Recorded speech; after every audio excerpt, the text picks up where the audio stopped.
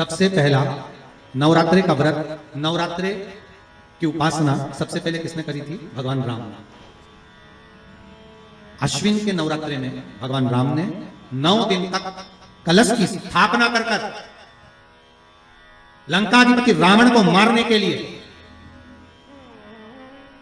मां जगत जननी की आराधना की। भगवान राम ने मां जगत जननी की आराधना, मां जगदंबा की आराधना, और कहते हैं मेरे राम ने प्रतिदिन मां आद्यशक्ति को निमंत्रण दिया और मां जगतजननी से विनती निवेदन कर कहा कि आपको प्रतिदिन आना पड़ेगा। इसलिए देवी भागवत में लिखा है कि नवरात्रि में एक दिन, जैसे प्रतिपदा है, पहला दिन है तो 1 कन्या का पूजन करो, द्वितीया है तो 2 कन्या का पूजन करो, तृतीया है तो 3 कन्या का पूजन करो, चतुर्थी है तो 4 कन्या का पूजन करो, पंचमी है 5 कन्या का पूजन करो, छठ है 6 कन्या का पूजन करो, सप्तमी है 7 कन्या का पूजन करो, अष्टमी है 8 कन्या का पूजन करो, नवमी है, जम के बोलो, 9 कन्याओं का पूजन करो।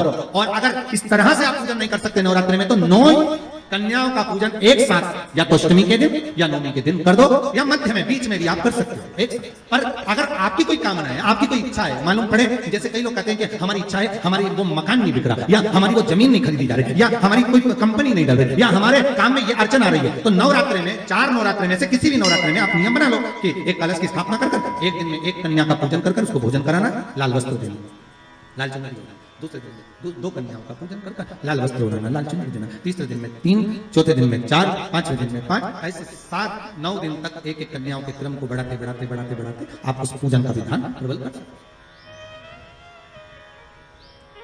आज किसी का फोन था सुबह, तो कोई कह रहे थे कि हमें गुरुजी से बात कराओ, तो समीर जी ने बताया कि फोन आया था और वो बोल रहे थे कि हमें नवरात्रि में अगर मान लो कोई साधना करना हो तो कौन सी साधना करना चाहिए, हम किसकी आराधना करें, हम 9 दिन तक किसकी साधना करें। तो अगर बन सके तो देवी भागवत में सबसे सुंदर साधना यही है कि हम एक दिन में 1 कन्या के चरण धोकर पूजन कर उस कन्या को भोजन कराकर उसका स्मरण करें। हाँ, ये जरूर है कि कोरोना महामारी चल रही है तो इस नवरात्रि में भले ना करें, पर आगे की नवरात्रि में जब नवरात्रि अच्छे रहे, कोरोना से मुक्त रहे, तब आप किसी कन्या को 1 दिन में 1, 2 दिन में 2, 3 दिन में 3, 4 दिन में 4, 5 दिन में 5, ऐसे नवरात्रि 4 बार जो नवरात्रि आती है, किसी भी नवरात्रि में आप स्मरण करें, उसका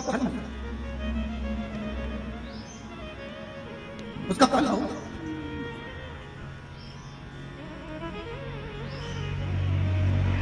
जैसे बेलपत्री का किया गया दान छिन्न नहीं माना गया। किस चीज का दान? जम के बोलिए जरा। बेलपत्री का किया गया दान छिन्न दान नहीं है, समाप्ति नहीं होती। बेलपत्री अगर आपने कोई आपसे कहा जी तुम्हारे यहाँ बेलपत्री लगी है, जरा 8-10 दे दोगी क्या? बिल्कुल। और उससे कहो बेलपत्र तू मत तोड़, हम तोड़ कर देते, और अपने हाथ से बेलपत्र निकालकर उसको दो दान। ये छिन्न दान नहीं है, ये समाप्त नहीं होता। ये बेलपत्र का दान अविरल दान बढ़ता है, सुख का भान करता है।